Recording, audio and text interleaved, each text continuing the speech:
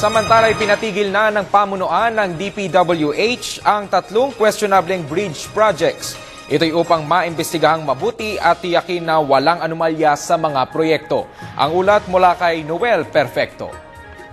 Matapos na ibunyag ng Senate Blue Ribbon Committee ang tunay na pagkakakilanlan sa 3 dayuhang kontratista na binigyang pagkakataon na makagawa ng mga mahalagang bridges projects ng pamahalaan, agad rin itong pansamantalang pinahinto o placed on hold ni DPWH Secretary Rogelio Singson matapos na mismo ang Pangulong Benigno Aquino III ang nagpa-defer ng loan agreement at implementation ng National Roads and Bridges Replacement Projects o NRBRP, bunsod ng nakitang mga pagkukulang ng Cleveland Bridges United Kingdom Limited, Wagner Biro Stahlbau ng Austria at ng Centurion ng Spain ng Kagawaran. Sa isang agarang press conference ngayong araw na ito, sinabi ni Singson na ito'y pinatigil para maimbestigahang maigi at siguruhin na ang mga bagong proyektong nai-award sa 3 dayuhang kontratista at suppliers ay walang kalokohan at walang ni anumang katiwalian. These 3 bridge programs that were already processed under NEDA and under ICC approvals have been put on hold and deferred until we get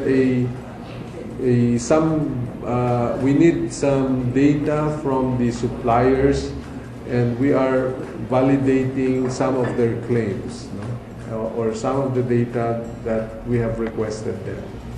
And while the Senate committee hearing is still pending, we have recommended and the President has approved the deferment of these 3 bridge programs. I think the Office of the President also came out with a statement yesterday that the President already approved our recommendation to defer the implementation of the 3 foreign-assisted bridge projects, which is already initially approved by the NEDA board. Bagamat iginiit ng kalihim na walang nangyaring anumang bilyon-bilyong pisong cost overrun, sanhi ng pagkadelinkwente ng 3 kontratista mula sa United Kingdom, Spain at Austria, inamin naman ito na pawang mga biglaang pagtaas ng halaga ng supply lamang ang nangyari dito. Ang issue is not the cost overrun.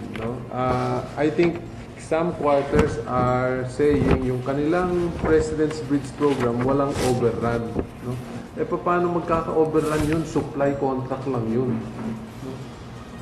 In other words, nag-order kayo ng 10 span, dineliver yung 10 span, hindi naman kasama doon sa kontrata ng pagtatayo ng tulay na yun, paano mag-overrun yun? Para sa Telebisyon ng Bayan, ako naman si Noel Perfecto.